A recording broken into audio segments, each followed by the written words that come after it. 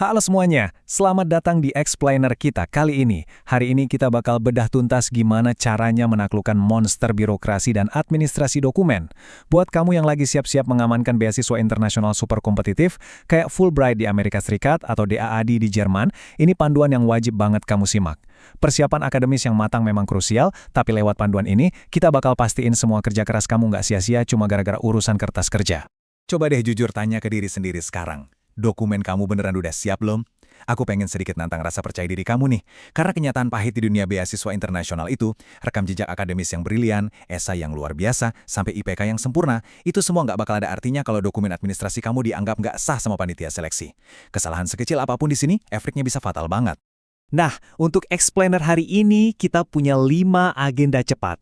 Pertama, misi beasiswa internasional kamu. Terus, apa itu sertifikat apostel? Lanjut ke checklist dokumen akademik penting, dokumen wajib terjemahan tersumpah, dan terakhir, cara lolos verifikasi dokumen. Let's go! Bagian pertama, misi beasiswa internasional kamu, alias gimana caranya supaya kita bisa menghindari diskualifikasi administratif. Lanjut ke bagian kedua, apa itu sertifikat apostil? Ini dia nih solusi legalisasi global kita. Jadi, apostil itu pada dasarnya adalah sertifikat resmi dari Konvensi Den Haag tahun 1961 yang gunanya mengesahkan keaslian sebuah dokumen. Coba deh kita bandingin. Kalau pakai cara lama yang super ribet, kamu harus bolak-balik dari notaris, ke Kemenkumham, lanjut ke Menlu, terus baru ke kedutaan besar. Lama banget kan? Nah, sejak Indonesia resmi gabung Konvensi Apostil di tahun 2021, kita dapat semacam cheat code administratif. Cukup satu langkah aja langsung lewat Kemenkumham. Ini benar-benar menghemat biaya dan memotong waktu legalisasi yang tadinya bisa berbulan-bulan loh. Masuk ke bagian ketiga, checklist dokumen akademik penting. Boleh banget disiapin dulu catatannya, karena ini dokumen esensial yang harus kamu kumpulin duluan. Oke, mari kita selami checklist ini. Ada 4 pilar utama nih. Pertama, ijazah. Kedua, transkrip nilai. Ketiga, surat rekomendasi. Dan keempat, sertifikat pendukung kayak TOEFL, IELTS, atau penghargaan lainnya. Kenapa ini penting? Ijazah itu ngebuktiin gelar kamu secara global, dan transkrip ngebuktiin performa akademik kamu secara detail. Masalahnya, pihak kampus di luar negeri kan nggak bisa asal datang atau nelpon kampus kamu di Indonesia buat ngecek, ya kan? Jadi dokumen-dokumen ini bakal langsung otomatis dianggap nggak valid kalau nggak ada sertifikat apostilnya. Bagian keempat, dokumen wajib terjemahan tersumpah. Kita bakal bahas kenapa bahasa itu sangat menentukan kesuksesan kamu. Logikanya gini, institusi di Amerika Serikat atau Jerman jelas nggak bakalan nerima dokumen yang masih pakai bahasa Indonesia. Dokumen kamu harus lewatin jembatan linguistik yang super ketat. Poin krusialnya, dokumen kamu wajib banget diterjemahkan oleh penerjemah tersumpah resmi sebelum bisa diapostil. Ini keharusan ya, bukan pilihan. Jangan pernah coba-coba pakai jasa amatir, Google Translate, atau bahkan terjemahin sendiri mentang-mentang kamu fasih.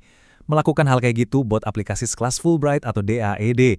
Wah, itu sih jalan pintas menuju penolakan instan. Ini sejalan banget sama yang dibilang ahli dari Translation Transfer. Kalau terjemahan tersumpah itu punya kekuatan hukum dan diakui secara internasional.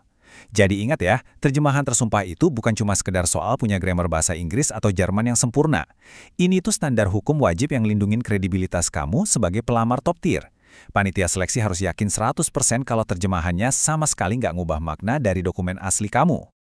Terakhir, bagian kelima, cara lolos verifikasi dokumen. Ini dia proses Kemenkumham dan tips eksekusinya supaya lancar. Yuk kita lihat gimana proses kronologis yang anti gagal ini. Langkah pertama, dapetin dulu terjemahan tersumpahnya. Langkah kedua, daftar dan unggah dokumen kamu ke portal online Kemenkumham. Langkah ketiga, kalau udah lulus verifikasi sama petugas, kamu tinggal bayar deh. Dan langkah keempat, terima sertifikat apostil kamu. Jangan sampai ngubah atau kebolak-balik urutannya ya, karena itu jebakan yang bakal bikin pusing sendiri. Sebenarnya simple sih, kamu kan nggak mungkin bisa mengapostil sebuah dokumen terjemahan kalau kamu belum menerjemahkannya secara resmi kan? Jadi urutan ini mutlak.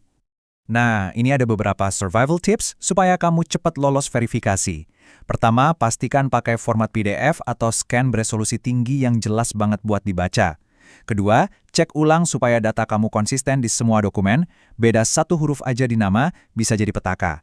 Ketiga, selalu perhatiin tenggat waktu resmi yang ketat dari pihak beasiswa. Dan keempat, mulai proses ini dari jauh-jauh hari. Hal-hal sepele kayak ukuran file yang kegedean atau penamaan file yang berantakan sering banget bikin prosesnya ketunda berhari-hari di antrian sistem pemerintah yang, kadang nggak kenal ampun. Kalau kamu ngelihat semua proses ini dan ngerasa, aduh ribet dan nyita waktu banget, tenang, Ada solusi praktis. Agen Translation Transfer nawarin layanan lengkap, dari terjemahan tersumpah resmi sampai sekalian ngurusin apostil Kemenkumham. Kamu bahkan bisa langsung kontak mereka via WhatsApp di 0856 6671 475. Serius deh, manfaatin bantuan profesional itu langkah yang cerdas banget buat kamu yang pengen nguras 100% energi buat nulis esai beasiswa yang mematikan, ketimbang stres frustrasi berantem sama birokrasi. Sebagai penutup, aku mau ninggalin satu pertanyaan buat kamu. Kalau dokumen kamu tiba-tiba ditolak gara-gara salah format besok pagi, kamu beneran punya cukup waktu nggak buat perbaikin semuanya sebelum portal pendaftaran ditutup? Bikin panik kan? Jadikan ini sebagai alarm kamu. Mulailah kumpulin dan verifikasi checklist dokumen ini hari ini juga. Karena pada akhirnya sehebat apapun potensi kamu dan sejenius apapun ide di SI kamu tetap butuh dokumen legal yang valid buat ngeklaim kursi kamu di Fulbright atau DAAD. Makasih udah nyimak Explainer ini, tetap fokus dan good luck buat aplikasi beasiswanya.